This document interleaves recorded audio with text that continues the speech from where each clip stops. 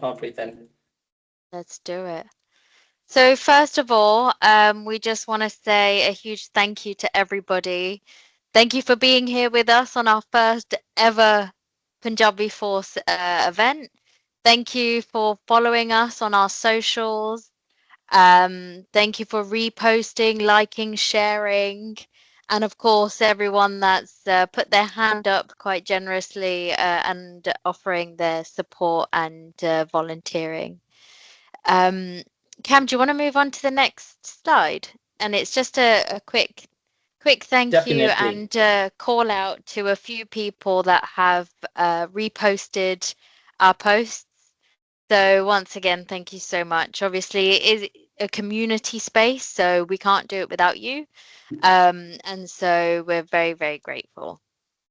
And then we can just quickly jump on to who we are. So Yep. if you don't know us, Pam and I are the community founders.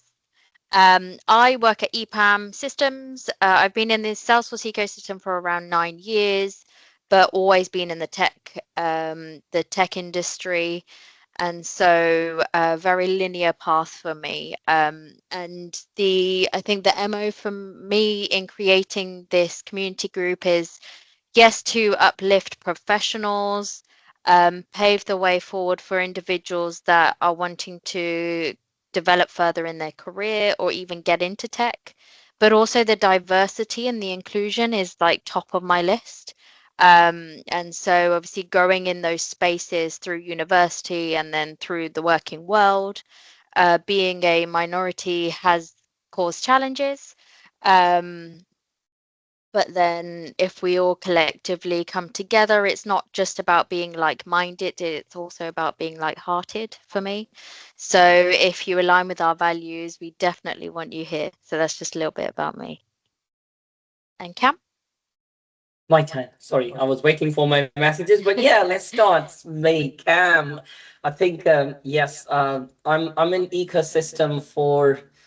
Is it more than a decade now? Yes, it is. Just maybe few more months, and loving it. And I've got someone online, and he was keep on saying, Mr. Vijay, in 2009, Cam joined the Salesforce. It still took me like 5 years later than joined the Salesforce, and yeah, I'm loving it. The reason for me, Punjabiforce is just like I think I would say Harpreet. I keep on saying Harpreet's name, but it's again bringing the community plus Salesforce ecosystem together so we can Yeah. explore more, we can help more, and bringing and collaborating the knowledge with everybody. So I think I would keep it very short for now Yeah. because we've got lots of stuff coming, and let's stay tuned. We'll jump on it the next one. Yeah.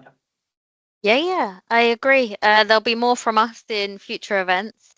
So, just a quick kind of word to our mission. It's not only to um, empower, uplift, and connect. It's actually just bringing the Punjabi spirit into the world of Salesforce and technology.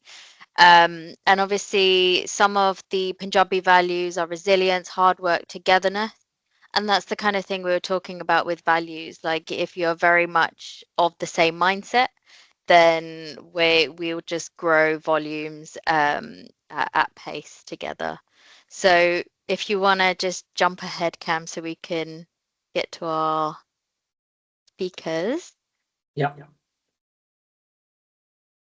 So just the next one, before obviously we've got everyone on and it's being recorded and we will share the dates afterwards.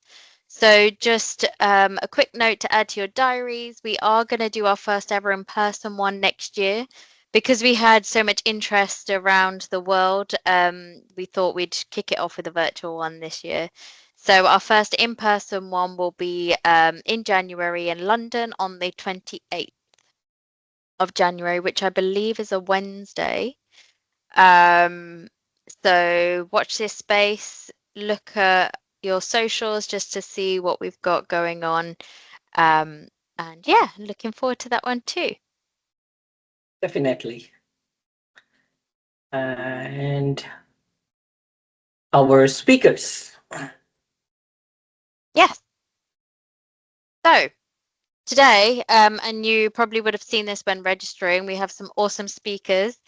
We have 𝗙𝗂𝗧-𝗘𝗩𝗘𝗥, who's going to be talking about how language crosses borders, and you get to hear about her very cool story and the business that she founded. We're hearing about 𝗙𝗃𝗥𝗦𝗧 and how to make your career deliberate, especially in the realms of RCA. And then we have a Salesforce CTA joining us today. Thank you very much, Chetan. And what Chetan's going to be going through is the journey through CTA. Everybody knows how complex it can be, but what does that look like after you become certified? What's that journey like for you? And then last but not least, we have 𝗃𝗏, who will be talking to us about what motivated him to learn Punjabi. So 𝗃𝗏 actually can speak some Punjabi and he is very much on the learning path. And then just talking to us about some of his learnings throughout that time. So I will stop talking. And 𝗙𝗂𝗧-𝗘𝗩𝗘𝗥, are you there? I see you're there. Hi. Hey, Benji. Yeah, I'm here. Can you hear me okay? Yes, Yep, we yes. can So hear good to you. see you. Amazing. Hey, everyone. How's everyone doing? Give me a Yeah. wave. I can see you all. There we are. All right, those of you who are lurking behind your cameras and like got your cameras off, if you can come off camera, do come off camera. It makes these events just so much more nicer. I'm sure 𝗙𝗃𝗥𝗦𝗧, Benji, and Kamiji will agree with me. Just Always agree. come and be present. Come and be present with us. Amazing. Is it all right if I share my screen, Benji? Go for it. Amazing. All right. I am, again, like everyone has said, I think everyone before me has said, not very good on Teams. I usually use Google Meet, but let's give this a go. You'll be fine. I heard Microsoft made it very much better than before, so it looks very good. Fingers crossed. Let's give this a go. Okay, I'm going to do share content. Yep. And now you're going to tell me you can't see anything. Can you see that? Yes. Amazing. Perfect. But now I've lost you guys. Oh yeah, that's the weird thing about Teams. We are at the top. I got a double screen, so it does a weird thing where it makes you guys all really small. But okay, I've made you guys big now. Amazing. All right, guys. Hey, everyone. How you all doing? Okay, so we're going to start off with my topic of how language crosses borders. And I thought I would start off with something a little bit interactive. So let's start off with, how do you say hello in your mother tongue? So put it in the chat. Let me open the chat up again. Tell me how you say hello in your mother tongue. And it could be English, it could be Punjabi, Urdu, Hindi, Marathi. It could be in Punjab, and across India, there are so many different ways that you can say, I love it. All right, I'm going to read some of these out that I can read. Namaste, 𝗙𝗃𝗥𝗦𝗧. Oh, Aram, you're going to have to tell me that one. I think that's in Chinese, right? Got 𝗙𝗏 𝗏𝗏𝗏, 𝗑𝗏 𝗏𝗏. Go on, Aram, you came off mute. Yeah, it's 𝗍 𝗏. 𝗍 𝗏, Yeah. nice. I'm learning 𝗍 𝗏. something as well. Thank you for sharing. Zishan, you're going to have to pronounce the Tamil one for me. Is it Zankam? It's Vanakkam. You usually see that. Oh, in Tamil. Vanakkam. Oh, Vanakkam. Yeah. Nice. Vanakkam. Thank you so much. Someone said Kidda, hello, Jambo. What's that language? Tell me. That was VJ. 𝗃𝗃𝗏𝗃𝗏𝗏. Nice. I like it. All right, let's see then. And you've already done this one. I was on mute as Swahili. That's okay. Swahili. Swahili, nice. Jambo, Swahili. I love it. Okay, second activity, and I like to keep things interactive. Where are you from? So where are you from now? And where are you originally from? This is always a cool question. So where are you currently sitting, or usually sitting if you're away from your home at the moment? And where is home? If someone said to you, where are you from? What would you say? Okay, so we've got Cotswold, but originally from India. Berlin, originally from Delhi. London, originally from Punjab. Oh, nice. Amritsar, Punjab, currently in Coventry. Norwich, and still in from Norwich as well. We got Delhi, Jalandhar, Mumbai, Amritsar to London, London, Hyderabad. Wow, look at these. Hong Kong, North Devon, Amritsar now in Hayes, Punjab and Manchester, Chicago, Chandigarh. Wow. Oh, Hastings and Barbados. Wow. That must be a very different change in weather. Bombay to London, and then Chennai to London as well. Amazing. That's so amazing to see. And this is the beauty of actually where we're from, where we're going. And I really love, like, when I spoke with 𝗙𝗂𝗥𝗦𝗧-𝗘𝗩𝗘𝗥 and 𝗙𝗃𝗥𝗦𝗧 when we started. And by the way, I say 𝗙𝗃𝗥𝗦𝗧 and 𝗃𝗦 for those that don't know the Punjabi language. 𝗙𝗃𝗥𝗦𝗧 means sister and 𝗃𝗦 means brother. And that's another thing that really bonds us together in Punjabi. And it's something that I always bring to some of my sessions because it's nice to just actually just be you, right? So it's quite nice to say that. So I really love that everyone's from different places.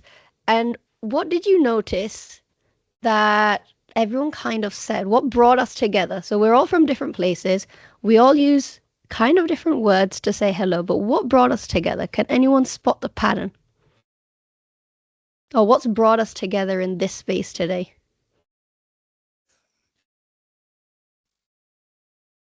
Yeah, Punjabiforce, 𝗙𝗃𝗥𝗦𝗧-𝗘𝗩𝗘𝗥. Yeah, two people serving, giving It's back the to the Punjabi community. spirit. We brought us here today. Yeah, That's what the Punjabi language, spirit. Cam. Lots of people are saying 𝗙𝗃𝗥𝗦𝗧. VG, did you have to bribe some people? I think Hopefully it's the he'll give you a Punjabi- cup of cha when you see him next in person at the next event. Love for Punjab, Punjabi, the community getting together. Yeah, love it. So the thing that I noticed the most was we're all from different places right now and originally. Oh, where did my mouse go? We're different people, different ages, different ethnic race, different parts of our career. It doesn't really matter. But majority of us use very similar greetings, particularly in the Punjabi world. So there was a couple in there, which was Swahili, it was Tamil. Which other one did we have? It wasn't Jambo. Chinese, Arun. You're gonna Jambo. I really like that one. I'm gonna remember that one. Sorry, Arun, you're gonna have to remind me. You told me it wasn't Chinese. What was it? Vietnamese. That was amazing to learn as well. Just drop it in the chat for me. And I'm a very visual learner. I like things written down. So we all use the same greeting in Punjabi, and that's what brings us together. So already we have demonstrated that actually language crosses borders. It doesn't matter where we are, doesn't matter where we're sitting, doesn't matter who we are. Just the fact that we can say Sat Sri Akal to everyone, Namaste, 𝗙𝗃𝗥𝗦𝗧-𝗘𝗩𝗘𝗥, any of these amazing phrases in Punjabi, it connects us to what we would call our original home. So some of you might not know, but I'm actually living in Punjab right now. So I was born and bred in India, in the UK, sorry. And for the last 5 months, I relocated to Punjab just to give my two boys their opportunity to just see Punjabi for what it is. Because we can tell them about it till the cows come home. Literally, I could talk about it, tell them stories. But unless they physically feel it, live it, understand it, and I can see a couple of people nodding. They're like, yeah, Punjab is just different from the rest of the world. And that's what really connects us. That's what connects them to their history, to their grandparents, to their family, and to actually like a lot of their heritage. If you think about this time of year, okay, in the Western world, we celebrate Christmas and New Year. And I don't know if you guys are celebrating or just participating in Black Friday. But for the Sikhs and for the Punjabis, what have we just had? We've had Diwali, we've had Bandi Chhor, we've had Guru Nanak Dev Ji's birthday, which is literally a national holiday in Punjab. We have Guru 𝗃𝗏𝗧-𝗘𝗩𝗘𝗥, which we just kind of commemorated yesterday. Then you've got the 𝐶hote Sahibzade, the 𝗏ॾे Sahib. There's so much rich history here that you can just live and breathe. And that's what I really want to talk about. I really want to talk about how is this Punjabi spirit, this Punjabi language crossing those borders. So then we will have to relocate back to the UK eventually. We're going to be here for about a year or so just to give our kids unlimited time. But it's just something I love to talk about. So I obviously jumped straight into my presentation. I should probably introduce myself. So my name's 𝗙𝗂𝗧-𝗘𝗩𝗘𝗥. I'm an online Punjabi tutor, and I also create my own Punjabi toys. I run this business called 𝗙𝗂𝗥𝗦𝗧-𝗘𝗩𝗘𝗥 with me and my husband. Really cheesy photo. Apologies for that there. So I help adults and children learn Punjabi through games, role plays, and hands-on activities. So those of you who know how to speak Punjabi, how did you learn to speak Punjabi? Those of you who know how to speak English, how did you learn to speak English? Did you get taught the 𝗙𝗃𝗏 or the ABC first? Or was it a different method? Drop it in the chat for me. How did you learn to speak your very first language? Okay, someone said yes, they did learn 𝗙𝗃𝗏 first. Let's see what other people say. Those of you who were spoken Swahili as well, think about that first language, your home language, your mother tongue. Okay, got school, got Punjabi. Punjabi is your mother language. How did you learn it though? Think even more than it's just my mother language. Okay, someone said they learned Punjabi at Gurdwara in Delhi. Oh, sorry, just Sorry, someone come I'm off just mute going then. to because my chat's not working, but at home my parents taught it. Yeah, your parents taught it. Did they just model it? Did they just talk to you? It was you have to speak it. It was very much exactly. our mother tongue, we should know it. Amazing. So I've got other people home with family, phonetically for English. Yes, starting with 𝗙𝗃𝗏𝗏, grandparents verbally. Got to learn and speak English at school. I like it. So the way that I teach Punjabi and the way that I actually really love like a community get together is just modeling it.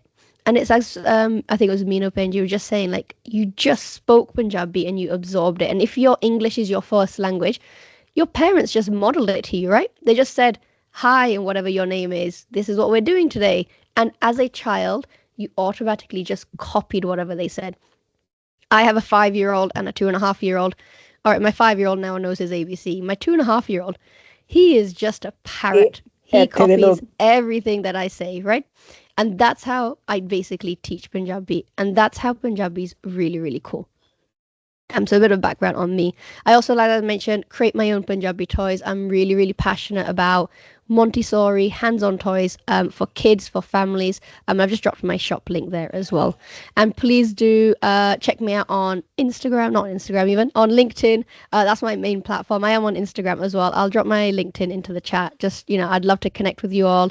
Drop me a message, drop me a connection, and then we can stay connected on there. You can see all the crazy stuff that I do. Okay, so let's go into the history of Punjabi. So the history of Punjabi is there was one guru, one of the Sikh gurus that really brought the history of Punjabi at home. Does anyone know who that was? Who brought us the Punjabi language that we know and live and speak and read today? It's Guru Angad Dev Ji who It was Guru Angad Dev Ji. Yeah, but it was long way back. Very good, it was. History beyond that. Yeah, absolutely. So Guru Angad Dev Ji brought us the Punjabi that we read, we write, and we speak today. But you are right. The language of the spoken, at least, started a long time before that. Now, why did Guru Angad Dev Ji, bring this language? It was because the languages of Punjab, Persian, Shamukhi, Devanagari, Sanskrit, Arabic, all of the different languages were just too hard to understand. There were some of them that had 50 plus letters. Someone can tell me how many letters does the English alphabet have? I can see some people counting on their fingers. 26, there we are. Yes, we have 26 letters in the English alphabet. How many does the Punjabi alphabet have? Does anyone remember? 35? 20. We call it 20. is, yeah. 20 akri, 35 letters. Well done. Okay, so even English is probably a little bit easier because it's got less letters. But the Hindi alphabet, who's going to tell me? So there's a couple of you who said namaste, so you'll know your Hindi. And those of you who've read anyway from Punjab, from Delhi, from India, you'll know your Hindi. How many letters does the Hindi alphabet have? 52. 52. In English, please? 52? 52, yeah, there's a bit of a debate. Some people say 52, some people say 55. It depends if you add the peri bindi ones and things like that, similar with Punjabi, yeah, absolutely. So there's a lot more languages, even in Arabic, in Sarmukhi, in Sanskrit. It's very, very difficult to learn. So Guru Angad Dev Ji wanted to bring across to the Punjab region and to the rest of India a common language that everyone, no matter of their status, of their age, of their gender, or anything else, it doesn't matter if they went to school or not, because, okay, we're very blessed we get to have an education and go to school, but in those days, there wasn't. Wow, Zishan just said 247 in Tamil. Okay, I'm impressed. I don't think I'll be able to learn that language now. That's amazing. Okay, so a little bit of history. So where did Punjabi start? As Indrajit Viji mentioned, it started way before Guru Angad Dev Ji. Guru Angad Dev Ji just finalized the script that we write and we speak and we read. But the earliest form goes all the way back to the 5th century, Prakrit languages, and it was spoken across the Indian subcontinent from the 5th to the 7th century. Then the Sufi saints came across in the 11th century, and then we had the Bhakti movement. So some of these names you might hear a lot: Namdev, Kabir, and Ravidas. They are Bhagats is, someone's going to help me with the English translation of the word for Bhagat. They're not a saint as such.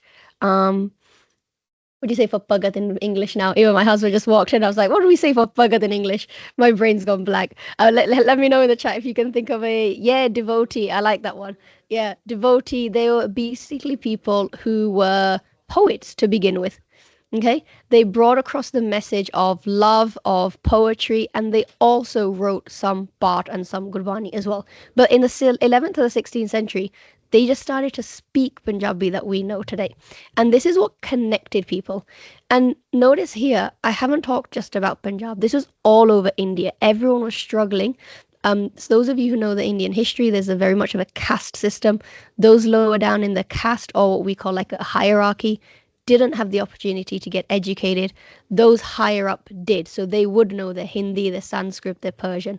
So they wanted to bring this language and this idea that everyone can communicate, everyone can have this beautiful journey together, whether it's through poetry or literature or just telling stories to each other, and everyone can then finally understand each other as well. Then came the 16th century, and Punjabi started to be spoken so vibrantly, but there was still no unified script. So even Guru Nanak Dev Ji, and I get this question a lot, if Guru Angad Dev Ji, our second Guru, brought in the Punjabi script, what did Guru Nanak Dev Ji then speak and write? He spoke Punjabi so he could talk to the masses.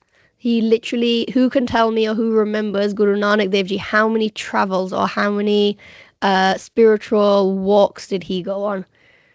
Who remembers? Put it in the chat for me and I'll shout the number out. Yeah, well done. Four huge walks. He went all the way across India. He even went as far as Afghanistan and I'm going to say Tibet, but someone please correct me if I'm wrong. Afghanistan on this side, Tibet, and all the way down south towards South India as well. Like by walk. There was no cars, there was no airplanes, walking. And he took Punjabi with him because it was a simpler language to really connect with the masses, to connect with the normal people, to connect with people who normally wouldn't be talked to or spoken to. Then he would write his Bani, his Path, his prayers, his messages in Sharmukhi. Now, those of you who are from Punjab will know this really easily. Those of you who are from out of Punjab, how big was Punjab in the 16th century versus now? Give me a message in the chat.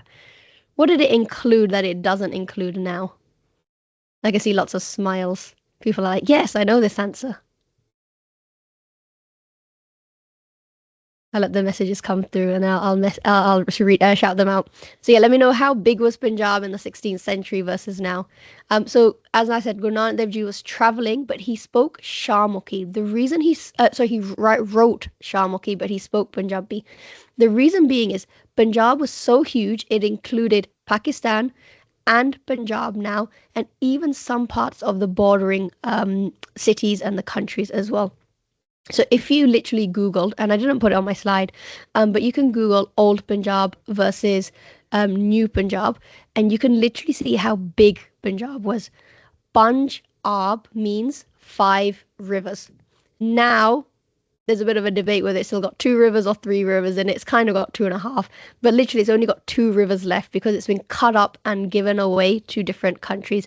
Now, I'm not going to get into the political debate of whether that was good or bad, but that is just our history, right? The original Punjab had 5 rivers in it.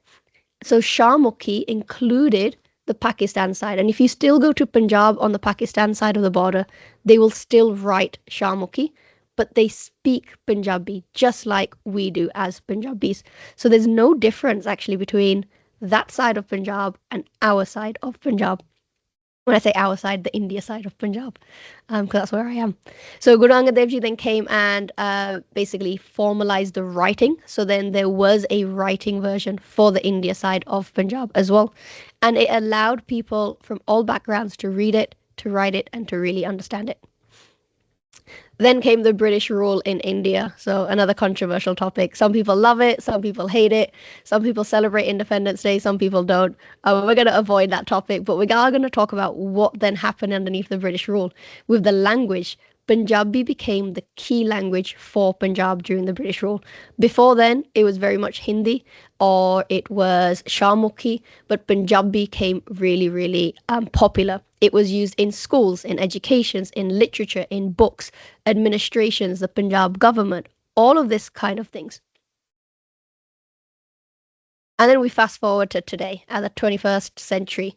Punjabi has grown so much that it's not only now just in India and Pakistan, but it's across the whole Punjabi culture and community. So all of us, where were we sitting? Some of us are in London, some of us are in Dubai, some of us, where were we all? I'm scrolling up again. Some of us are in Canada, I remember, North Devon, a lot of us are in London actually, Cheshire, Coventry. Doesn't matter where we're sitting, our language is still the thing that's connecting us together. Our language is still the thing that basically brings us a little bit of home to us. Now, how many of us have been to the local shop or the restaurant, met a random Punjabi and started speaking Punjabi? Give me a thumbs up or give me a yes in the chat if you've done this, right? Even it's the little bit of, oh, 𝗙𝗃𝗧 or yaar vadiya hai, you know, yeah? And it just gives you that happiness, that connection, that love, really. Yeah, common word 𝗃𝗲. Everyone says 𝗃𝗲. Those of you who aren't Punjabi, think about when you meet someone in your home language that speaks your home language, whether that's the Hindi, whether that was Swahili. How does that make you feel? Those of you who only know English, I know you're missing out. Sorry, I think you guys need to learn Punjabi. Then you can have this real community and this real Punjabi spirit. But literally, when you see another Punjabi, those of us who can recognize each other, we give each other what we call the Punjabi nod or the sing nod. How many people know this, right? You just randomly go like this, right? And you just recognize each other. Yeah, absolutely. We say 𝗃𝗲 𝗙𝗧. Yeah, our ancestors did leave everything behind. And ancestors left everything behind in India to give us a good upbringing in the UK or US or wherever we are. But the thing that's literally throwing through our bloods is our Punjabi language. And it's now spoken by, and this is from the census, so don't tell me if it's wrong or anything like that, but the census says 125 million speakers now speak Punjabi across the world. So that's pretty cool. So why is language so important? As a lot of us are living abroad, it really connects us with our community. So I know, for example, Kanvi, when we met the first time, you said you love speaking Punjabi. It allows you to connect with your friends, with your community. When you're living alone, Punjabi is a thing that you can go and just find another piece of home somewhere out in the world, somewhere out in your new city or your new country. It connects us with our family. Grandparents, our brothers and sisters, our cousins, our aunts and uncles. Those of you who follow me on LinkedIn, I talk about this a lot. My kids are born and are fully British citizens. They were born in Britain. They have lived in Britain their whole life up until these last 5 months when we've relocated for a little while. But the beautiful part of knowing their home language and knowing their mother tongue is they can come to India, they can come to Punjab, and they don't blink an eye. They can speak to their dadi, their grandma, their dada, their granddad, even their great-grandma, their pardadi, fully in Punjabi without even realizing they're out of the UK. They're too young to really realize. They just know they've come on a plane to go somewhere. But they can cross the border, and it doesn't matter where they go. If we took them to Canada, for example, or if we took them to Europe and they saw another Punjabi, it doesn't matter then in Europe if they might speak French or German or Spanish or whatever. If they found a Punjabi who spoke Punjabi, they can still communicate with them. And this is the beauty of really being able to connect with our family, with our extended family as well. The other bit is building a relationship with Gurbani and Path. So from the spiritual side, if you are a Sikh, if you are someone who wants to create that connection with God, you can connect through that because our Guru Granth Sahib Ji and all of our gurus spoke and wrote Punjabi. And that's what our prayers and our path are in. And very much preserve our history. So, I could go on and on about the history of Punjabi, how many people gave up their lives to really protect it. But it's really to preserve our history. Because if we don't preserve our language, if we don't preserve our heritage, then no one else is going to. So today, let's fast forward. Unfortunately, it's going a little bit backwards. In Punjab, English and Hindi is preferred. So those of you who are sat in New Delhi or go back to Punjab often, you're going to be nodding and being like, yeah, we get this. In schools, did you know that you're fined if you speak Punjabi? Not every school. I'm not going to say absolutely every school. But yes, a lot of schools are now saying Punjabi is a second-rate language. Like in Punjab, in our home country, in our at home, basically, like there's no other way to say at home. How is in Punjabi not recognized as a national language? There was a fight a couple of months ago just to have Punjabi still as one of the main exams that kids will take at school. They were like, there's no need, just learn English and Hindi and you don't need to learn Punjabi. Now let's look at the other side for us that are now living in the UK, in the US, Canada, Australia, all across the world. That's outside of Punjab. Elders are still speaking Punjabi, so I'm going to assume a lot of your parents and grandparents will speak Punjabi. Hands up for those of you that have got English creeping into your homes now. Maybe you've got kids, you've got nephews, you've got nieces. English is creeping in. Why? They go to school, they spend majority of the day speaking English. We are all on a work call, kind of work/social call. We're speaking English. This English is now creeping in. So the youth typically can understand, but not always speak Punjabi. And that's where we're at today, and that's the reality, and a little bit disheartening as well, and something we should really just be a little bit mindful of. And then I put a little funny note at the bottom to remind myself to say this. Those of you who have been to Toronto or Southall, you will know it's called Mini Punjab. Why is it called Mini Punjab? Because you go there and it literally feels like you're living in Punjab. The food, the culture, but most importantly, the language. One of my relatives went abroad from Punjab for the very first time, and they went to Toronto. The minute they landed, everyone at the airport spoke Punjabi with her, and she literally rang my mom, my mother-in-law, and she goes, Benji, it doesn't feel like I'm out of Punjab. Everyone just speaks Punjabi here. And she goes, it's been the best opportunity and the best thing, and it is literally mini Punjab, and this is the beauty of that Punjabi language. So the more that we can keep it alive, the more that it'll literally keep creating these opportunities for us across different borders. So connections stay alive when we keep our mother tongue alive. And it's really, really important that whatever your mother tongue is, whether it is Punjabi, Hindi, Swahili, whatever that you speak or your parents speak or your grandparents spoke, please do take a moment and really think about how do we keep that alive. So even though borders, we're separated, a lot of us are out of India now, out of Punjab, but with our language, we come home. So keeping our Punjabi alive, any mother tongue that we have, it gets kept alive from other generations that come after us as well. Someone just wrote, he speaks 5 languages. Wow. I love that.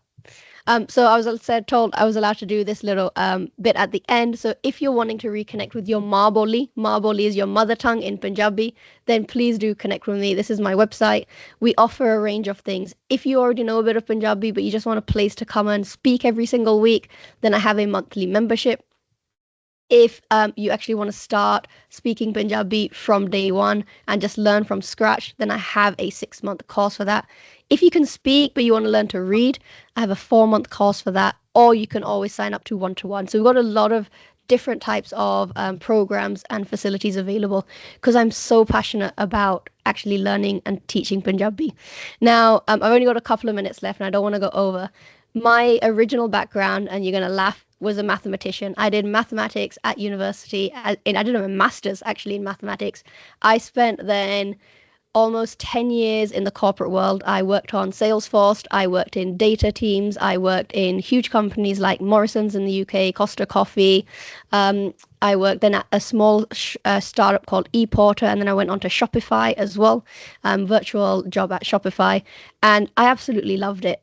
When my two little boys came along, I realized the importance of this Punjabi language, and I decided to give up my day job and give up my corporate world and kind of the data side of things. I still use a lot of it in my own business, and that's where I now literally teach Punjabi full time, because I'm just so passionate about it. If you're interested in some toys, please do check out my website as well. And like I said, please connect with me on LinkedIn. I would love to have loads of connection requests when I log off this call. It's always nice to connect with people and just say hi and just stay connected as well. All right, and then I'm going to pause here and open up if anyone's got any questions. Jasper, yes, you probably noticed I've got a croaky voice today. It's the Punjab weather. It's really nice and beautiful in the daytime. Those who are from Punjab will know this. It's 25 degrees, so it's literally summer in the daytime, t-shirt weather. At night, it's dropping down to 10 degrees now. So yeah, my throat is not liking that at the moment, so it's taking me a bit of time to adjust. But yes, thank you. Yes, we have nice food in Punjab as well. So many beautiful vegetarian food. So yeah, if anyone is coming to Punjab, please do come and say hi. Or for those of you who are in Punjab, please let me know. It would be amazing to connect in person. Or if anyone just wants a tour guide, mom and dad live here, my sister-in-law, I've got so many contacts. They would love to take you around, because honestly, it's a beautiful, beautiful place. I'm going to open up for questions. We've got literally 2 minutes, I think, for questions. Either come off mute or you can put it in the chat, and then we can go from there. Thank you so much, Benji. Really loved that. Thank you. Thank you for having me. I can see someone's learnt Sanskrit in India at school, but they've forgotten it all now. Yeah, I think Sanskrit was quite commonly taught, right? And then now, not so much. My husband, he's from Punjab, he's from Ludhiana. He learnt Farsi at school. And I was like, how do you know Farsi? And he could still read it just about. It's so amazing how, you could just still the language is just so much bonding. Maybe we can say to 𝗙𝗃𝗏𝗧 and 𝗙𝗃𝗏𝗧 Punjabiforce, have a little bit of a Punjabi session every time you guys get together. It'll be nice to just keep that language alive. Yeah, yes, definitely. I think looking forward to that one. Yeah. And also I've signed up, so I'm not hiding the fact that I have lost a bit of my mother tongue as well, because there was so much English spoken at schools and at home. So I've actually signed up to one of Harsimrat's courses. Yeah, I can't wait to have you aboard. Yeah, we're going to have the Christmas period off because everyone's busy. But yeah, anyone's interested, please do just drop me a note on LinkedIn. And I'd love to have a chat with you guys. Awesome. Well, if there's any questions, we'll send them on, Harsimrat. But thank you so much for that session. I think everyone can agree that it was really eye-opening and lovely to hear you talk. So thank you so much. Thank you so much for having me, guys. Loved it. Thank you. Thank you so much. So Harpreet, I think, but big thanks to Harsimrat. And we have our next session is with, is it Chirag? Yes. Is Chirag there? Yeah, I'm here. Hello. Happy Thanksgiving week. Happy Thanksgiving week. Yeah, for those who are on this side of the world. So yeah, happy Thanksgiving, and nice to see a big screen full of beautiful faces. So thank you first of all, Harpreet and Cam, for putting together this event, and Harsimrat, great start of the event, like great session. I think you said the energy right. So probably I'm not a great speaker or a good speaker as much as you are, but I'll try my best. So with that, I'll share my screen and we'll give it a shot if I can do it in one time. And also, if you've got any questions as Chirag's going through his session, then do post them on the chat, keep it alive and going. Cool. All right. I hope you can see my screen now. Yeah, all good. All right. Cool. All right. So my session is about like, a little bit a different side of the world, which is not the language. It's more about the technical side or like the career side. So I want to make sure everybody is getting different flavors from this session. So like I'll start with my journey where I am from. I'll give you a little bit context about like what Salesforce is. I don't know like who knows Salesforce and how much they know Salesforce. So I'll try to keep it as simple as I can, where anybody who is a beginner or who is already in the Salesforce ecosystem, they can understand at the same level. So myself, I'm Chirag Gulati and been in the Salesforce ecosystem for 14 years. And I now run a small company and a small team called Rev Solutions, where we are specialized in CPQ and billing. Salesforce, obviously, it's a big platform, big community, but within that, there are different niche or different clouds or different areas. So the Revenue Cloud or CPQ is what we do. I started as a developer and then, moved into different roles, being a consultant, being an architect, and then picked a lane of Revenue Cloud, code to cash, or you can say lead to cash.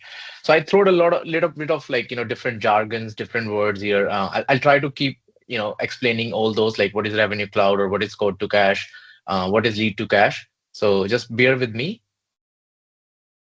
So in terms of journey, I think this is probably, you could be at every part of this journey, but, wherever you are, I think you can join in and maybe this is where you want to be. If not, but in general, Salesforce has plethora of career opportunities. You can choose wherever you want to go. So I'll try to touch some of those areas at the end.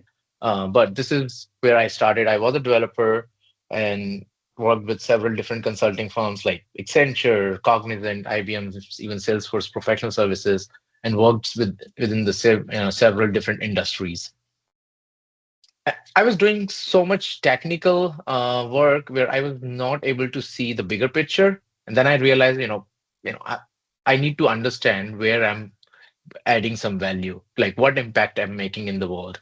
So I shifted gears. I started looking from a different lens, which is like, from the business side. I started doing some consulting in a way that understanding what business problem are we solving, how we are solving. So like moving from a little bit on the technical side and just more on the business, and then, not leaving the technical side behind, but like also understanding from a bigger picture perspective. So consulting and architecture is where I started learning, rather than like just doing code or just doing the job which was given to me, understanding why we are doing it, how we should improve it, and things like that. And then, over the time, I realized there is no way one person can do everything. So picked my lane, which was the CPQ in the Salesforce world, and then started my own company.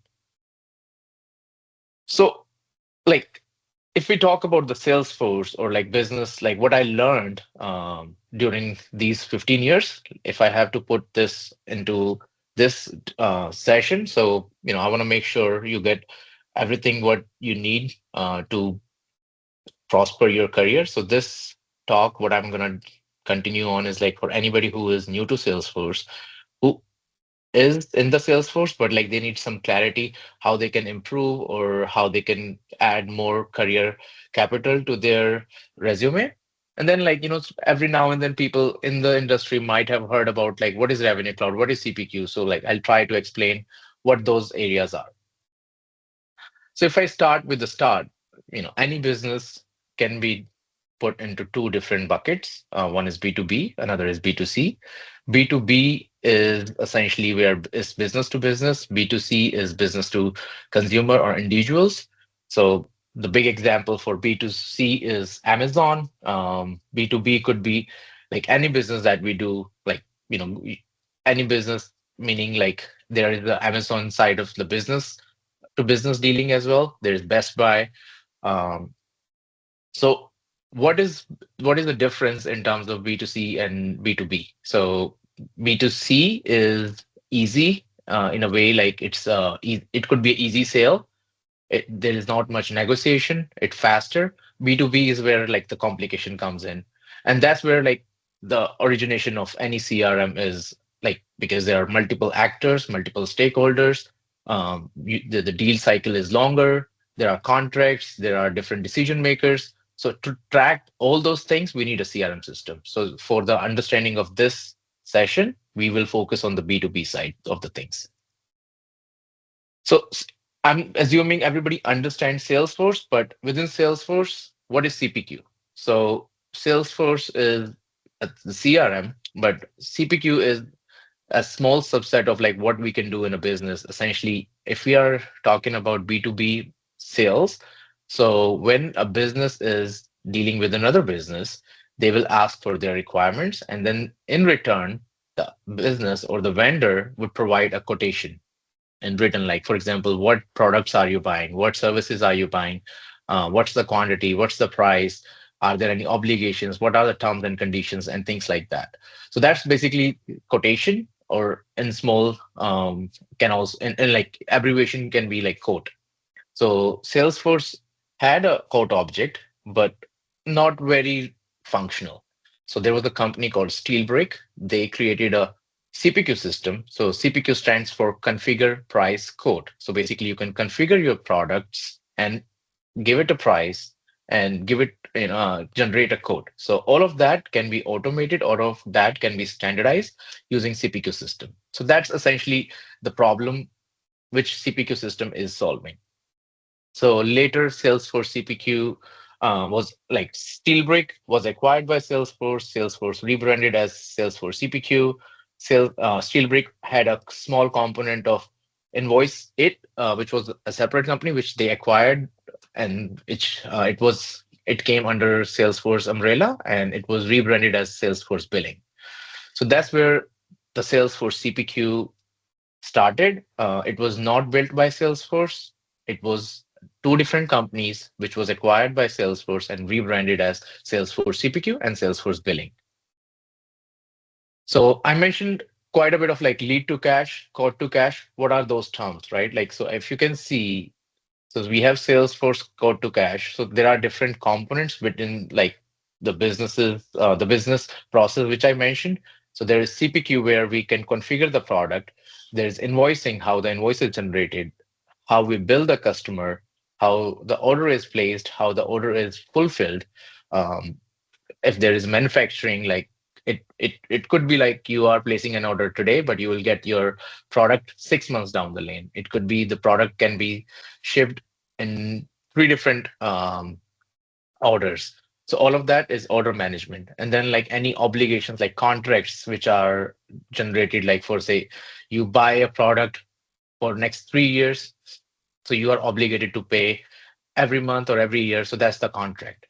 And then CRM is essentially like where everything is, all of this is holded together. So this is what the quote to cash was. Like there were different components, but everything was tied back on the Salesforce. So let's take an example to understand, how this would look like in a real world scenario. So, let's take Cam and like this Punjabiforce example, right? So Punjabiforce is a company, and they started their own processes. They started doing this communities, and they need some technical. They need all the infrastructure. They need laptops. They need developers. They need designers. They need finance people. So fast forward 5 years, it's a big organization, right? So they need all the systems and processes they need to run the organization. Now they go to Best Buy, they put their requirements in front of the sales rep saying, we need high RAM laptops for our developers. We need MacBook Pros, external displays for our designers, for the finance people. We need, maybe, lighter laptops, but we need extended warranties. And like, we need all of these. These are our requirements. So what the people at Salesforce, at Best Buy would do, they will take all of that requirement, put in their system, generate a code which would have the prices alongside with each each product they are looking to buy. Now, Punjabiforce team says, like, we are buying all these products, we need some bulk discount. So the sales rep can apply saying, all right, like, you're buying 10 laptops, you're buying all these modems and things like that, we can give you 10% discount, which is good. Now, the 10% is applied, but then we also want that for the next 5 years, if we place more orders, we should get the same price. So that's the contract pricing. So in that case, what happens is like all of that rules or all of those requirements are captured, discounts are applied, and a quotation is created. Now, quotation is given to the Punjabiforce people, and then they sign it, they get into a contract. The contract is basically, which is like CLM. And now Best Buy says, all right, we have this new customer, we have to ship all these laptops. So that's basically they will place an order with their order management team. They will take all of that requirement and start shipping out the laptop. It could be, 5 laptops are going in London, 5 laptops are going in US, 2 laptops are going in India. Like it could be different, like I said, like it could be different shipping orders. So that's basically the order management and how they are billed. If there are like additional shipping charges, additional taxes that needs to be applied. So all of that will be managed in their billing system. So that's essentially, like I said, like there were different systems which were used within Salesforce, and it was quite defragmented. The data was all over. Somebody who is managing the lead has a different view. Somebody who is creating the code, has a different view, and from a finance people who were creating all the invoices and collecting all the payments, they had a different view. So Salesforce realized it's like as they grew, more and more customers were starting using the CPQ. They realized it's a problem because now data is not at same view, or like everybody's not seeing the same data. So they introduced what we call today is Revenue Cloud. So Revenue Cloud essentially was initially introduced last year around February 2024, and initially it was called as RLM or Revenue Lifecycle Management. And then later around Dreamforce, it was changed from RLM to Revenue Cloud. And then in February 2025, the same product was further segmented into 2 different SKUs, which is like, Revenue Cloud Advanced and Revenue Cloud Billing. It's the same product from a Salesforce, what they sell, but different functionalities in a way, like, whether you want the billing functionality or not, you can choose just the CPQ side of things, or you want the billing as well. So essentially, like I said, like CPQ was there, CPQ is there, but it has like different, it has its own challenges. Like a lot of things has to be customized, like specific to industries. Telecom has their own use case, manufacturing has their own use case, and all of those use cases were custom developed on top of what Salesforce provide, the out-of-the-box functionalities. So Revenue Cloud was taken into consideration where like it can be all across the industries. It can have the basic functionality which we have, but on top of whatever additional work needs to be done, instead of doing it's done by the developer, a lot of things can be done by configuration, like whether it's a rule, whether it's a extension. So the Revenue Cloud is more flexible. It can be it's not just direct sales, which is a sales rep is selling. It's more about like omni-channel, which if you have a Shopify store, right? If you have another website, if you have another partner, so they all can tag into Revenue Cloud. There are APIs available. There are functionalities available, which is like you can plug in and just start using the Revenue Cloud functionality. So this is what Revenue Cloud today look like. Remember, like the other diagram I showed you where everything was fragmented. Revenue Cloud is more of a linear approach where you can configure all of your products, which is called catalog, and then the CPQ, which is the configure price code. It has all the approvals, the prices, the code generation. Everything is linear, tightly connected to each other. The contracts that needs to be created, any orders, once that order is fulfilled, like going back to the same example, say Best Buy have already sold 30 laptops. Now they need to track those laptops and honor those warranties. Like if there is a problem set back from in the Best Buy system, there should be a way to track whether a particular laptop or product is under warranty or out of warranty. So that's basically asset management, which was lacking in CPQ. And then like from a billing, it has more advanced billing, which is like I said, like payment processing.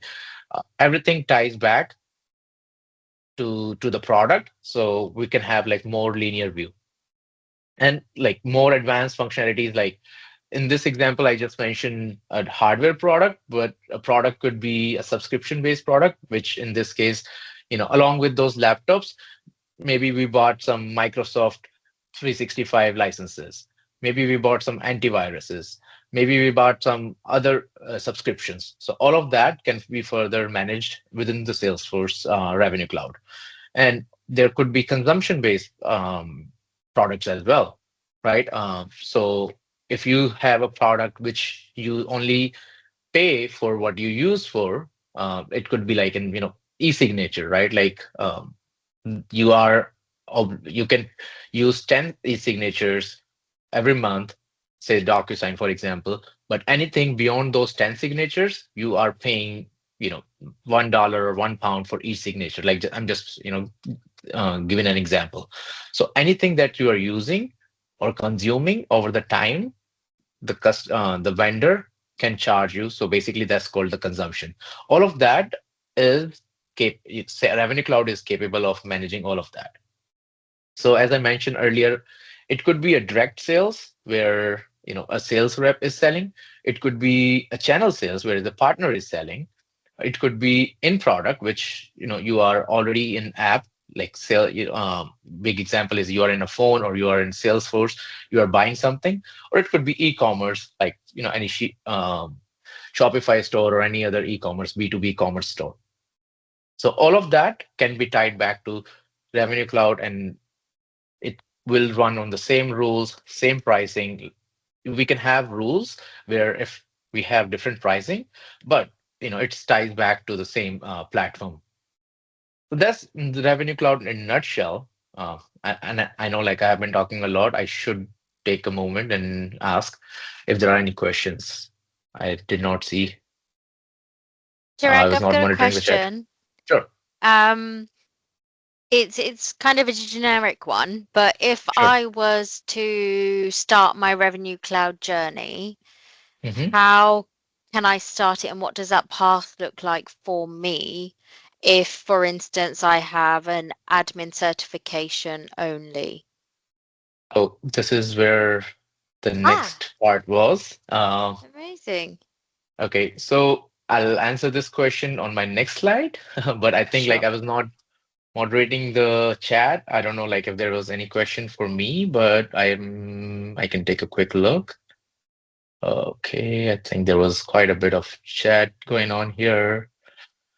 Okay. I think that was the main one. So Okay. yeah, I'm keeping an eye. I will shout if there is Cool. anything. Yeah. Cool. All right. So from a Revenue Cloud project perspective, right, like what it means for taking a career leap in this area is basically there are different roles that you can be playing. One is the admin, which everybody knows, like what admin does. Like it's basically managing the system once it's implemented. I mean, it could be an internal resource, or it could be like a third party that's supporting a client.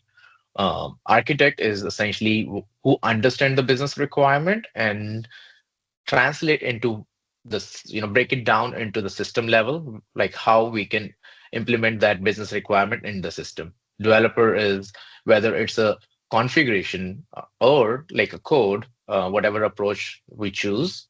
who implement that technical requirement and like make it a functional requirement and make it functional, useful system process. Business analyst is more from a functional standpoint, and the CPQ specialist is it's not exactly a role. Anybody can be a CPQ specialist. Admin can be a CPQ specialist. BA can be a CPQ specialist, or a developer can be a CPQ specialist. But it's more of like in a SME or subject matter expert, because, like I said, Salesforce is mile wide, so no one person can do everything. So if you are a CPQ specialist who understand what Salesforce offers and what are the best practices to do certain things, like for example, we can do same thing in 3 different ways. You can write code, create a trigger, or you can create a flow. You can do some automation using like code or declarative way. So what should be the way we should what's the right way to do it? Are there any implications? So somebody who understand the CPQ product, who understand like how those products can be segmented, is basically like I'm calling it a CPQ specialist. You don't have to be just CPQ specialist. You can be a BA and understand CPQ. You can be a developer and understand CPQ. So Beach, I think you've got a question. Yeah, it was just, we're going through at the minute Revenue Cloud implementation, and I'd add 2 more on here that are quite important. So, because you need to think about the post-sale bit, DRO, things like that. Yeah. You involve a lot more if you've got a field service element, installation element, you can bring that on. So if you've got any people doing service desks, and there's also a huge finance element. You can get clever with billing, proration. Yes. So if you're more finance orientated, you can become part of the project too. Correct.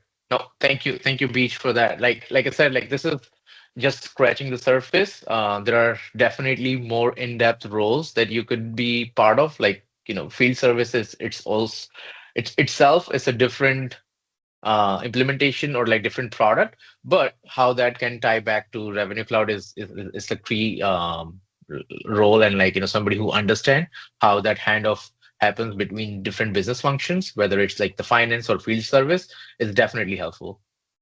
Amazing, thank you.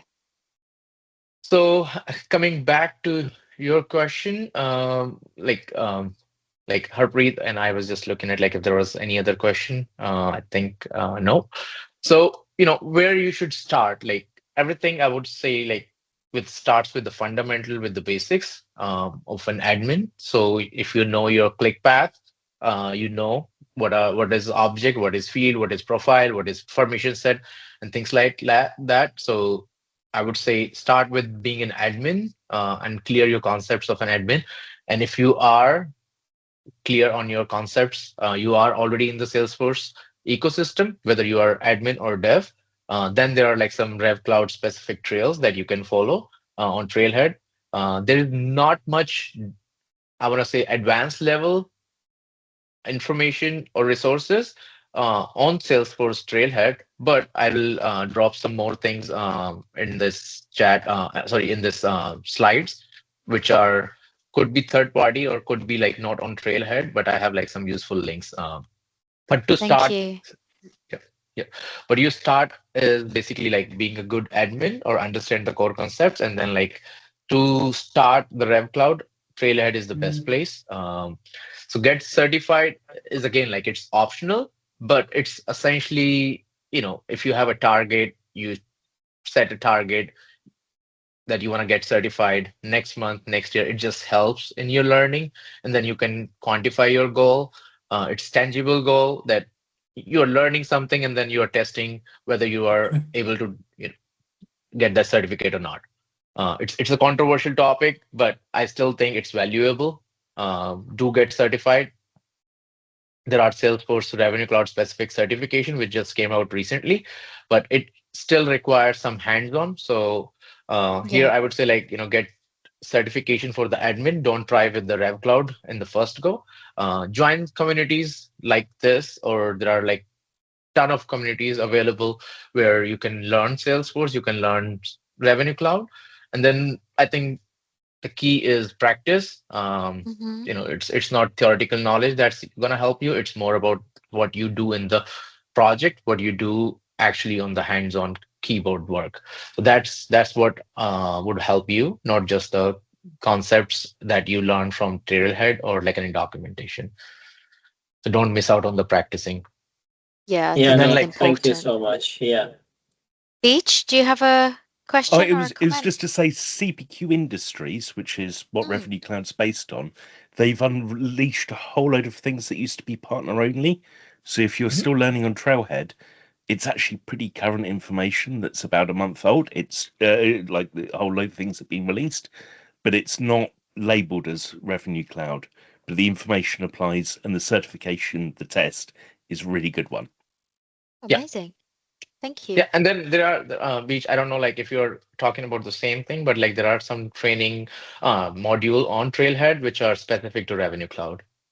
And I There have, are, but if you're yeah. going Yeah, deeper it's on like been, I think expression sets, all it's that been jazz. shared already. Yeah, it's been shared in Yeah. the chat. Yeah. Okay, wonderful. So yeah, I mean, like, anyway, I will, hand over this slide deck to you, and like this can be Thank you. distributed.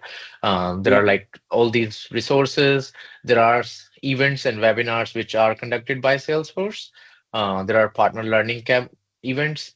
There are, like I said, like there is no Salesforce or like there is no training coming from Salesforce, but there are like other partners who run trainings, and I have Yeah. also add some link here. You can obviously, talk to them and evaluate whether it's a fit for you or not. Cool. And probably like, yeah, just last thing, I know like I'm probably Yeah, on over. time. Over. Okay. All right. Okay. So basically, like, the one thing which I want to say is like for RCA, it's level ground. It's a new product. Somebody who's a new or a veteran. It's a new product, so everybody is learning. So it's a chance for you to rise and shine. Give yourself a shot and learn it. There is a demand. It's a new product, but there is a demand. Companies are in need of such product. Like just take your advantage of your unique background, whether you're coming from business, you're coming from a technical side. It's definitely there is a room. And one thing which I mentioned is like, which is, consistency wins. So keep progressing. 100%. Yeah. And one keyword or like one thing is like 𝗘𝗃𝗏. It's a Punjabi word. One new word you can learn is essentially, it's a state of mind. And I think it's aligns with the values which Harpreet mentioned earlier, like resilience, optimism, and joy. So stay in 𝗘𝗃𝗏 and keep shining. Love that. Thank you so much, Chirag. I appreciate it. Yes. A great talk. Thanks so much. And Chirag, are you going to be staying on for a little bit in case there's questions in the chat? Yes, And I'm then we here. jump Yep. to our next. So amazing. So if you've got any questions, or even want to connect with Chirag on LinkedIn and chat more, then feel free to post questions and comments in the chat. Right. So next we have Chetan. Welcome, Chetan. Welcome. Thank you so much. And thanks everyone for joining in. It's a pleasure to be presenting to this group. Let me start sharing my screen. Do you guys see my slides? Indeed. All right. Okay. So I won't be able to monitor the chat or the hands raised because I'm on a business trip, so I'm connected from a hotel room right now. I don't have the second screen here, so I won't be able to. So just unmute and speak. Sure. Right. Cam is also monitoring, so I'll get him to speak up. Cool. All right. Chetan is my name, already mentioned in the beginning, in the opening slides that you guys have seen. So I am working as a chief architect, as a CX architects lead with Capgemini. I'm located in Germany, in Berlin, and been trailblazing since 2012. So that's my LinkedIn QR code in case you guys want to connect with me. So happy to be connected. So here we are talking about my journey to the CTA, so I think the title of the presentation gave it away in terms of what I will be talking about. But so let me just walk you through and trust me, I won't labor the point and start all the way back from 2005 and talk each and every certification and everything that I did. I'll spare you all of that. Yes, been in the trenches for quite some time. Before I changed my loyalties to Salesforce, I was working on Siebel before, and did quite a bit on CPQ and field service business side of the things as well. Have worked internationally quite a bit. So worked in the US for quite a few years, and then in France, and since 2014 been in Germany. Also been on the other side of the table. So I started my career working for GSI, a global systems integrator back in India. However, for a short span of time, as a matter of fact, that's what brought me to Germany, was an opportunity to work for a startup in Berlin. And oh boy, what a crazy ride that was for about 2.5, 3 years, being on the other side of that, doing a startup and being a system owner and working, starting things really from scratch, and where I was handed a Salesforce which was kind of bought and configured, and I can think of quite a lot of other words, but I prefer not to use, by the business teams who thought that everything is just a field away and they could create whatever fields and workflows they wanted. And I was asked to kind of decide whether we want to use this and deploy it globally, or should we just kick out Salesforce and just build our own custom solution. And here I was, traveling all the way from India to Germany to start that as my next big gig. But I'm glad that common sense prevailed, and we survived through that. And then a couple of years later, I landed up in Capgemini, working for some of the very large engagements, working as an architect, and then gradually growing from there on. But again, like I said, we are not here to talk about all of that. What we are here to talk about is my CTA journey. So yeah, I was doing certifications all along because as Chirag alluded to, that it helps cement your knowledge and your credibility in terms of that yes, you are certified in something. That means that, or at least if done correctly and not through whatever certification dumps that people seek and try to do this. And fair warning, CTA is one thing that you can't do through certification dumps, and there is a good reason for that. So I kind of took it a little bit seriously as my CTA ambition back in 2018-19, when these domain architect certifications came onto the scene. Started doing it, found it quite interesting, quite challenging. It was quite closely related to what I was doing on a day-to-day basis on my project work, and so there was quite a lot of knowledge to be gained, and things that I could apply back to my work in terms of what I had learned in terms of, let's say, integration patterns or database data modeling and best practices and DevOps and security. That was one of the biggest ones. And so kicked off my CTA journey after achieving those domain architects certifications in 2020, just before the COVID hit, and then as believe it or not, I don't think anybody would say it in a sensible way, but yes, I used that time during COVID while there were not too many business travels happening, so I could use all of that time and bring it to push me more into this direction of learning and using every single possible minute to go through some interesting article, some mock exam, and made sure that I was using as much community knowledge out there, and I'll come to that in a minute, what it takes to do all of that, and took my first attempt in Q2 of 2021. I wasn't very sure after sitting for that review board exam. In case you guys don't know, the review board exam is one of the most humbling exercise that anybody could go through. So I kind of, no matter how big technologist you think you are, you will get humbled within those 45 minutes. I can guarantee it to you. And yes, so I thought it was okay from my perspective, and then the result came painfully after 3.5 weeks. It's I can't imagine how painful that is to wait for those for the result. So there was a little bit of a joy, but at the same time, not so much of a joy that it wasn't a pass, but it was a partial pass. Fair warning, now these days they've changed the format a little bit. There is no partial pass. And because it was COVID, everything was virtual.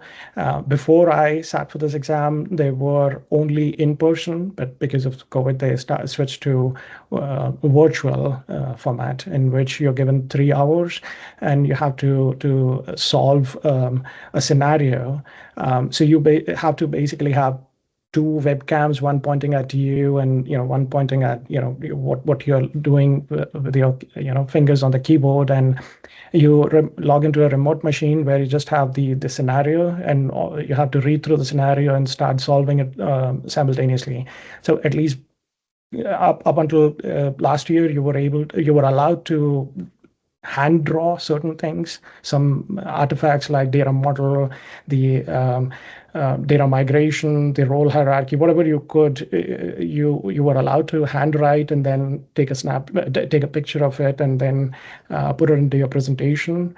But that's not allowed anymore. You have to use Google Suite to do the slides and Lucid charts to create your data models and whatever other security or OAuth flows that you want to draw. So I had a 2-section retake, data and integration, this 2-section retake is a little bit of a funny one, right? So you're given the scenario, which is of the same length, approximately, you could say, give or take 80 to 90 requirements, some explicitly written, some implicit. So you have to dig them out, and you're given kind of like half the time to solve it. So it's up to you to decide which one of those correspond to the section retake or the section that you have to demonstrate your knowledge on, versus which ones are related to something that you don't really need to do because you've already passed that section. So essentially, there are 6 sections on which you are judged, and data and integration, security, solution architecture, believe it or not, communications is another one. As an architect, you're expected to have the ability to communicate with the customer or with your own internal stakeholders or whoever you're working for to kind of put your ideas about what you want to do with the system, with the and that's quite an important skill, and it's evaluated as well as part of the CTA. And so I then sat for the second attempt in the September of 2021, and lo and behold, I passed. And so since then I am a proud member of the CTA community.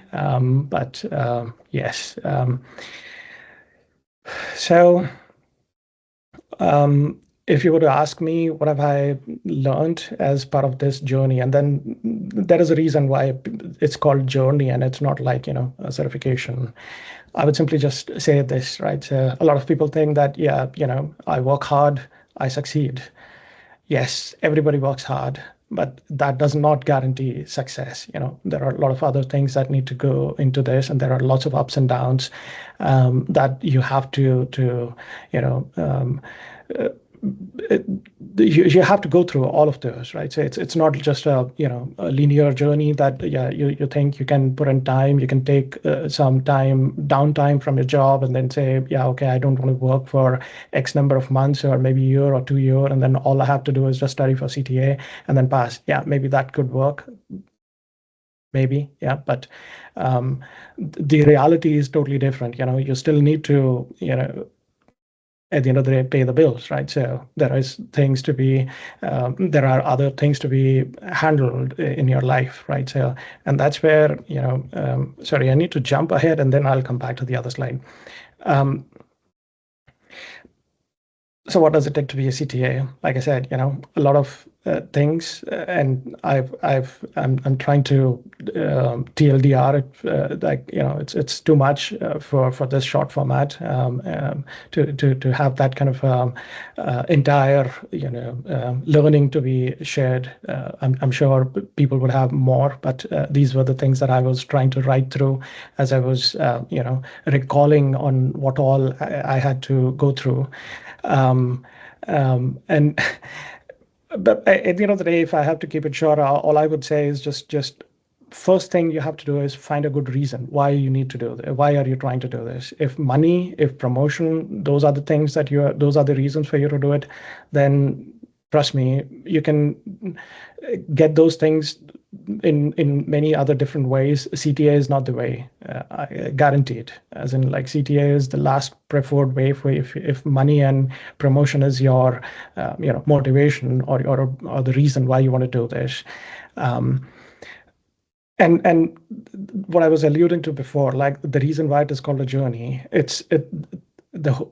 at least if I take a step back and if I think about it, the reason is why it is called a journey is the fact that you need to go through each and every one of those steps. You need to go from milestone to milestone to milestone. There are no shortcuts here. If you do not have a given level of mastery in a specific domain or a specific subject matter, you cannot pass this. That's guaranteed. That's the whole point about it, that you have to go through these, subject matter expertise level kind of domains for you to succeed. But again, what does it give me if I when I was talking about this, right? So yes, after becoming a CTA, and I was thinking about writing this as a title as Journey as a CTA. Yes, I have now CTA under my belt, and now I'm doing a lot of these fancy, forum talks and Dreamforce presentations and dreaming events and blog posts and whatnot. And even organizing this, event in Germany last year. So yeah, but is that why I became a CTA, or was that my motivation? Don't know, but is that what the journey really for? Maybe not. But see, there are other things, and like I said, there are reasons you need to find for yourself. And since I work for a SI, so there are always these things that you need to go through. There's always a pre-sales dance that I have to do. And yeah, I put it in a way that it doesn't sound very laborious or very kind of intimidating, but sometimes it is, right? So suddenly there are announcements happening during Dreamforce, and my colleagues are looking at me. You understand this shit, right? No, I don't. So I am not an expert on each and every one of those new tech drops that are out there, but apparently, yes, we are somehow. Oh, you're the CTA, so okay, but. So there were things before CTA, and there will be things after CTA as well, right? So we are in a technology world. It doesn't mean that I'm an instant expert on everything, right? So, but however, pre-sales demands it, delivery demands it, and then suddenly there is an escalation, and then you're just airdropped into it to go to fight that fire and help everybody calm down. So. And obviously, when there are some big things that need to be, kept on track when it's go live or deployments, yes, you are working on weekends, you're working on, those strict timelines. Doesn't matter whether you're a CTA or whoever you are, right? But that's the reality. And like I said, I do it because I do it for the, maybe it sounds very cheesy, but the love of the platform, for the love of the technology, right? So promotion, or maybe, yes, things do come with that, money does come with that, but that was not why I set myself up on this journey, right? So, and the other thing that you also have to understand is, and I just talked about it, like, it doesn't end at, once you are a CTA. So the journey doesn't just end there. The journey continues. Like I said, so the technology keeps evolving. Agentforce and things like Revenue Cloud and Data Cloud and these things were not so common. Agentforce not even like 1 year ago, 2 years ago. But those things keep happening, and then you need to still, be master at that. And so, what this journey gave me is a mindset to keep learning and keep understanding, and make sure there is this desire, insatiable desire to continue to excel at what you do. And this is the whole point, at least if I think about it and say, what has this whole journey been about. So just to close it, and what I was just trying to say that, yes, for me, CTA was, honestly speaking, a milestone, a rather very, very big milestone, but that's not where, my journey ends. And that's why, I would just say that, keep learning, and CTA is, yes, a good journey for you to be on. However, there are many more, and you as a CTA, we all still continue to learn as we were before we were CTAs. And so with that, I would just say thank you, and open for any questions in case there are. I want to keep it more interactive, and this was not something that I wanted to, like I said in the beginning, I don't want to bore you with these excessive inspirational slides or whatever other slides that I could have thrown in. But yeah, let's talk. I think the first question I can see, would you be able to point me towards the Salesforce community events in Berlin? Of course, yeah. So yeah, So- there are. Maybe share the link. Basically, we can share back. Sangeeta? Yeah, sorry. I'm just new on the Salesforce journey, and I have tried looking for meetups and events in Berlin, but it doesn't seem to be so active at the moment. I know. I know. We are Berliners, right? So what do you expect, right? Yeah. But good news is that the 𝗃𝗏 community event we'll have it next year again. So in 25 we took a break, but we are doing it again next year in May. So watch out for the announcement on LinkedIn. Chetan, I just want to say that's a great, honest thing that you've gone through. A lot of my friends have gone through that. Just for the community, how long do you think in hours you spent? How many hours would you say from start that you got into the CTA? How long did it take you? Honest answer, no. I don't remember how many hours. As in, like, I vaguely remember speaking to one of my mentors, and he was like, he's a CTA, and he was a long timer. As a matter of fact, he is retired now from from his job. So I think, again, CTA for somebody who's thinking about doing it, I honestly wouldn't say that think about how many hours or how many projects that you need to work on or how many number of years of experience you need to have. I honestly wouldn't say any of those things matter as long as you have the right mindset, you have the right motivation to do it.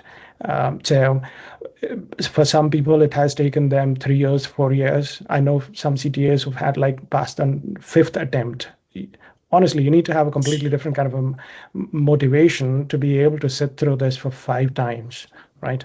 Yeah. And I know people who have done this in 8 months, 9 months, first attempt passed, right? So it doesn't matter, honestly. I can tell you, maybe I was like I was showing you on my slides, I read in 1.5-ish years, maybe, but there are other smart people who read it in 9 months, 10 months, or maybe 6 months. It doesn't matter. It's that dedication, isn't it? It's absolutely you have to go through. Yeah. It should work as some sort of like, you know, an addiction in a way where you need to be mad about something and you need to get it, and you know, and that's the whole point about learning. You know, that the journey I'm on now, even after CTA, I still feel sometimes, you know, anxiety or, you know, these are the things that I don't know. And of course, there are tons of other things that I don't know, but at least that mindset, that thing that keeps me motivated is that, okay, you know, I've done this, I can continue this, and I want to keep it as an addiction to learn something, to know more and more about the platform and things around the platform and so on. Great. No, brilliant. Thank you so much. I think Tina has a question. Yeah, I just wanted to ask, hi, I've just started the Salesforce Administrator course, so right at the beginning of the journey, although very late in my working life. Don't think I'll make it to CTA. Well, I've just started with Supermums, and I wanted to ask specifically about Einstein and Agentforce, because when I was using Salesforce a few years ago, it was all Einstein. And I'm just wondering, is Agentforce taking over? What's happening? What's the difference with those two things? Yes, Agentforce is taking over everything. Okay, so, right. Yeah, so much so that Salesforce has put that into the name of every cloud. So it's no longer Sales Cloud, it's Agentforce Sales, Agentforce Service. And Chirag, keep me honest, I think it's now called Agentforce Revenue Management, ARM or something, right? It's not even Revenue Cloud. Yeah, that is correct. Agentforce is taking over literally and figuratively and you know, every other way. And yes, part of it is promotion, marketing, but part of it is, yes, there is a whole lot of technology which is changing under the hood. And first of all, I'm not trying to scare you. Keep learning. There are still loads to be learned, even if you are in the beginning of your journey. So don't worry about it. The fact is that it's technology. It has to change, right? There were times where we were learning about workflows, and now it's obsolete, like, you know, the cassettes or the floppy disks. So workflows is that piece of, you know, museum art.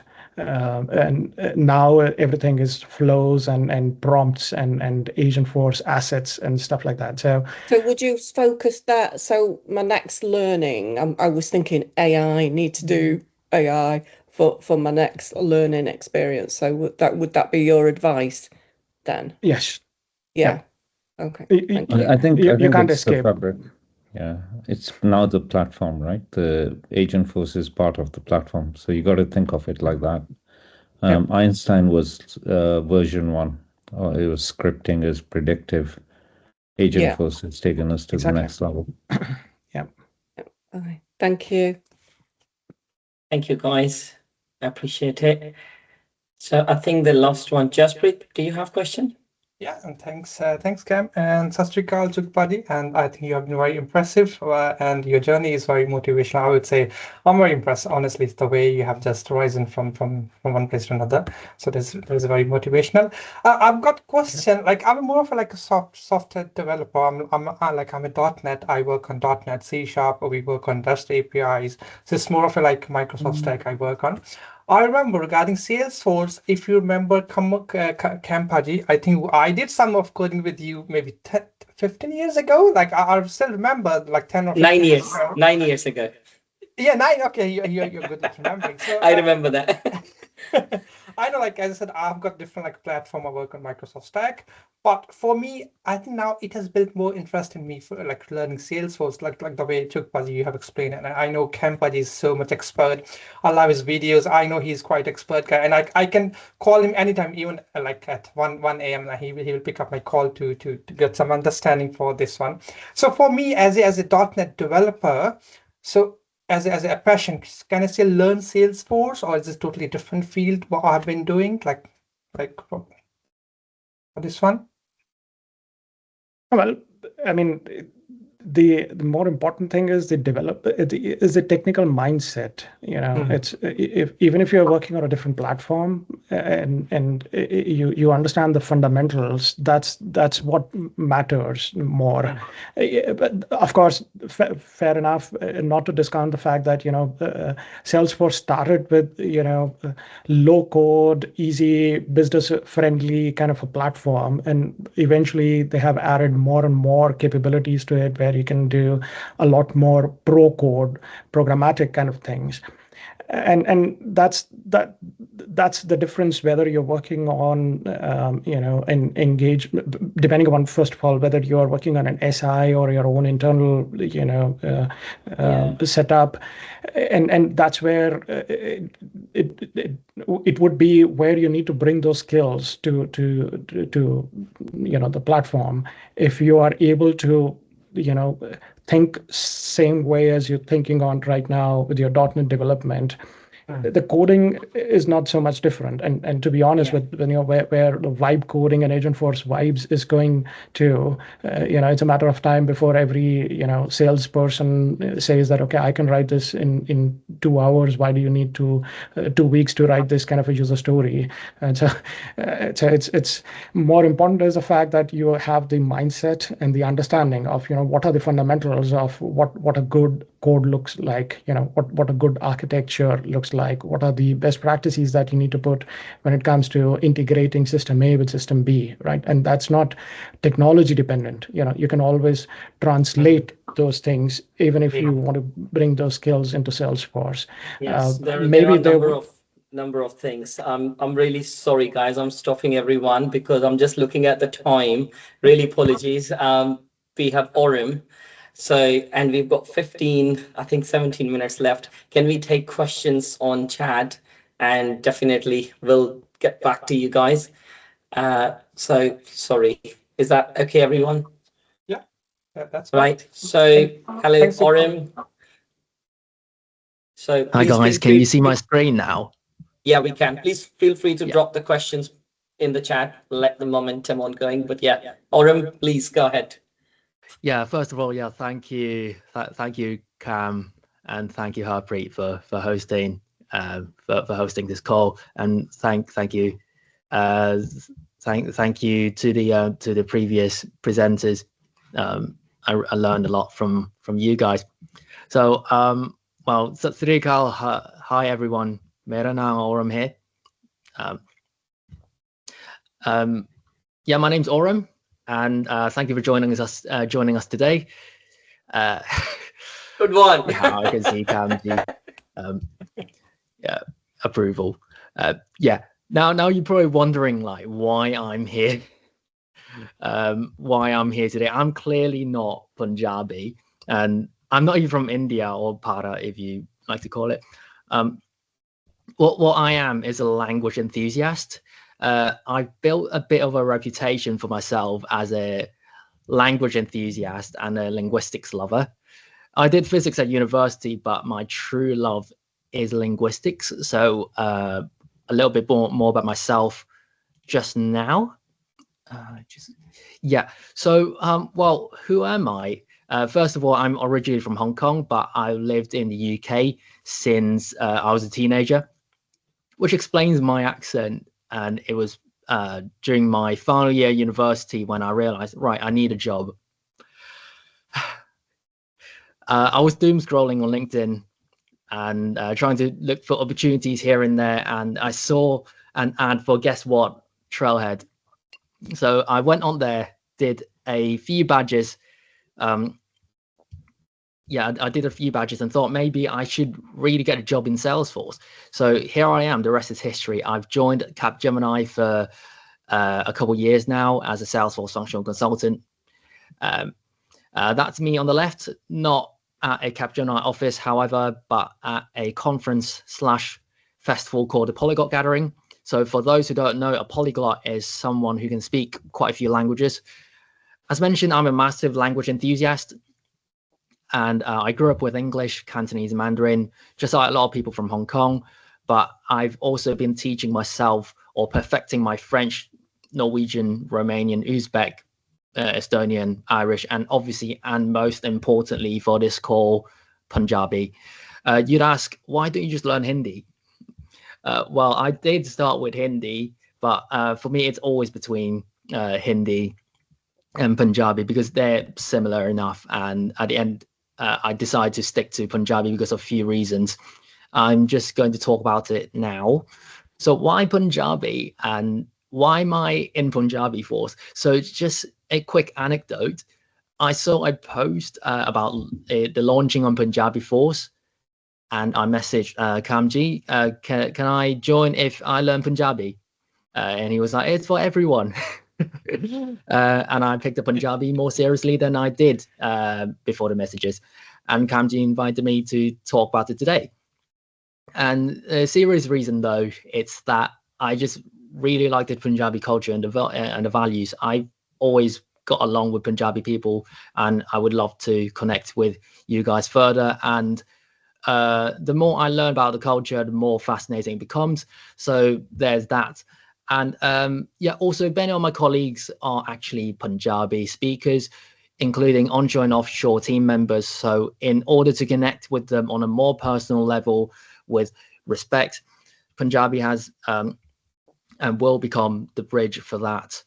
I envision the communication between me and the project teammates to be potentially even easier once I'm fluent enough in Punjabi. So thirdly, my language learning is just one of my biggest hobbies, the others being chess and photography mainly. People say, oh, that's so niche. Why do you learn languages as a hobby? And I'd always respond with, well, why do you paint? Or why do you play cricket? So to me, a hobby is a hobby. I enjoy learning languages, and it comes with countless benefits as well as to why I'd like to continue to volunteer with Punjabiforce. It's because of, well, Seva. I remember Kamji introduced this idea to me a couple of years ago, and I was like, oh, this is beyond wholesome. I would like to get into that. And it's about the selfless service, isn't it? So giving back to the community without expecting anything in return. In this case, the Salesforce community. So yeah, in terms of the timeline, I'm an absolute beginner right now. I can say a few phrases like 𝗙𝗏𝗏𝗧 and 𝗃𝗃𝗏𝗂𝗍 or shukriya, but I'm proud that I'm willing to learn some phrases and the grammar, even if they're just simple ones at the moment. So yeah, because I can already show that I am willing to connect. Next, I'll be slightly less of a beginner, which means that I'll be using basic sentences, not just 𝗙𝗏𝗏𝗏𝗏𝗏, but also actually constructing my own sentences using my own creativity.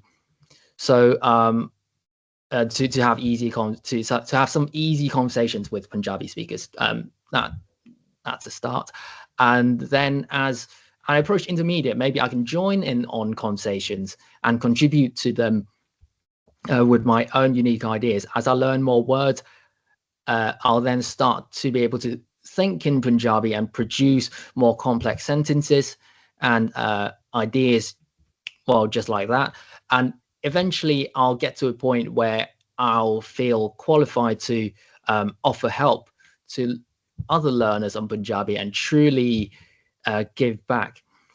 So I might even go to Punjab to present about Salesforce or tech in the language. You never know. So this is a path that I see myself walking, but I also know that it won't be a smooth journey. I can call myself a pretty seasoned language learner, but still there is one thing about every language that never changes. So as I learn, I will keep forgetting old words and sentences that I've literally just learned, and I will need to reactivate them. So Punjabiforce is going to be the best medium for me at the moment to keep those words alive in my head. So it's a fantastic opportunity for me, a unique opportunity that I am definitely going to seize. So yeah, I'm not going to pretend that Punjabi or language learning in general is easy. It's absolutely not. Even Hindi isn't easy for me. Like with those with tons of resources, even with tons of resources in Hindi, it wasn't easy for me. And Punjabi even has tones. Yes, I speak a couple of Chinese languages and they have tones, but sometimes I just think, what have I got myself into? So just going to talk a bit about my language learning experience as an absolute beginner in Punjabi. So one of the biggest obstacles that I faced so far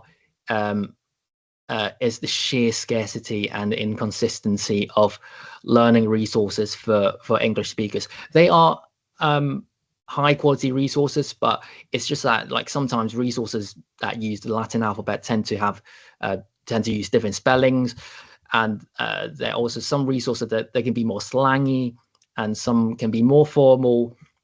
Some might not even use the Latin alphabet and will just fully use Gurmukhi or Shahmukhi, which I'm not very familiar with yet. I'm still learning. I haven't tried looking for resources that is taught in Chinese though, which might yield more results considering the geographical proximity. So I'll definitely try that. But that's what makes it fun. So I have a whole learning wish list of languages, and some of the languages are so rare I don't even know if there are resources for those. So yes, yeah, the challenge is part of the fun. So yeah, coming up to my main approach and how I think I'm going to reach a high proficiency, I'm just going to learn mainly by talking to more native speakers and try to genuinely connect with the Punjabi speaking Salesforce community or even other communities. And just like learning Salesforce, pun fully intended, you just need to enjoy the process and go with the flow. I know, very overused jokes, but it can't be more true when it comes to learning a language. I believe many of us are not native English speakers. Just think back to how you learned or even perfect the English language. You practiced speaking with a purpose. I hope you see where I'm going here. So yeah, well, since it's a Punjabiforce, I can't just talk about language learning without mentioning Salesforce. As I mentioned earlier, I'd love to communicate with a purpose. So this means that I'm not just going to talk to someone for the sake of talking. So I'm not going to talk about the weather, or what food I ate today, or my favorite color. Maybe I'd get into those things, but also Salesforce stuff like permission sets, Salesforce careers, flows, etc. And as I form sentences in my head in the future, I'll naturally think about the Punjabiforce community and will start to associate new words with Salesforce related experiences. So I'll think back to scenarios such as maybe talking to someone at the Salesforce user group about architectural diagrams, and I used, or maybe I learned the word for complicated. What's the word for complicated? Is it Gujaldar? Cam, is it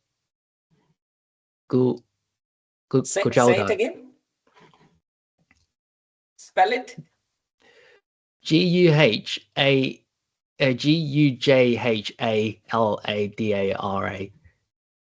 Gujaldar. Yeah, it's called Gunjaldar. Like Gunjaldar means more complicated. Yeah, Gunjaldar. Yes, it's Gunjaldar. So that's why I'm the right person. You can talk to me all the time. Yeah. Thank you so much for your offer.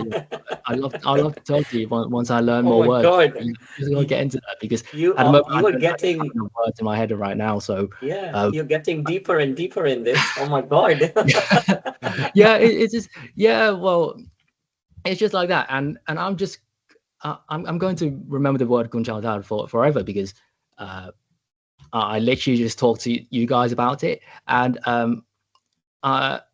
in the future I'll just use the right words and maybe pronounce it right in the future situations. So when I come across a scenario when I need to use the word again, I'll be able to recall the word by visualizing, for example, this call when I learned the word 𝗙𝗃𝗏𝗧 correctly, and I'll be able to create a unique learning experience for myself with Punjabiforce, and I can learn both of these skills together, and I won't have an excuse not to learn them, especially because the Punjabi community is so welcoming. So very, very quick example for gunjala. When you comb your hair, you get lots of like stuff, and you can say your hair has got lots of gunjals. So this is one of the good example, especially with the long hair. So when you try to comb, they get like meshed together. You can say lots of gunjals in your hair. A lot of gunja. That makes a lot more sense, to be fair. Yeah, I'm definitely going to remember the word forever. Yeah, you can test me on that in a few months' time and still remember the word. yeah. Thank you for knowledge. Yeah, thank you. Shukriya. Well, yeah. Next up, well, without further ado, where will I go from here? So this is undeniably just like the beginning for me, and I'm very much looking forward to learning from the members of the Punjabi speaking Salesforce community, whether it be Salesforce or whether it be on Salesforce or the Punjabi language or cultural values. And as I mentioned before, I have friends and colleagues at Capgemini that are first or second language Punjabi speakers, and they're both onshore, offshore. So I'm definitely going to try to speak some Punjabi to them once I have learned enough words to form meaningful sentences or for a meaningful connection, right? So which will be very soon, I believe. And very importantly, I will have to remind myself one word or sentence at a time. So I'm in no rush to perfect the language. The most important thing is that I can and I am willing to connect more deeply with one of the most popular South Asian communities, not just in the UK, but in the whole world. So I'm not going to risk overwhelming myself by biting off more than I can chew. So people say children learn language really quickly, but think about it, right? What's the first time they can truly string a complex grammatical sentence together? Perhaps when they're 5 or 6-ish. So, which means if I want to learn as fast as a child, I can give myself 5 to 6 years or even more. So I'm taking it slow and just enjoying the process. I know for a fact that Punjabi is going to open doors to other Sanskrit-based languages as well. So yeah, that's it for me. Yeah, thank you for sticking with me until the start of this journey. Looking forward to chatting with you guys in Punjabi soon. Shukriya, 𝗙𝗃𝗏𝗏𝗧। Thank you. And just one more thing to add in. He actually also a lead of languages, and he's pushing. And I learned something last year because of Orim, who is which country actually speaks more Punjabi. And I was actually shocked with the number, which I never knew about it. And that was Pakistan. I didn't know about it. We have more speakers outside India than, who speaks Punjabi. But yeah, thank you very much, Orim. Such a great journey you have. Yeah, my pleasure. My pleasure. Thank you. And what you're saying, Orim, is next time we do a meetup in person, it's all in Punjabi for you, yeah? Yeah, I will do my best. I'll do my best. It's like Salesforce. You can only learn by doing, right? So exactly. I think Harpreet needs to learn more than you first. I think so. we can learn. We can learn together. Let's yeah. I'll probably Hold sign up each for other Hatim Rat's accountable. course. Yeah, I'll probably sign up for Hatim Rat's course as well. So Good, good, good.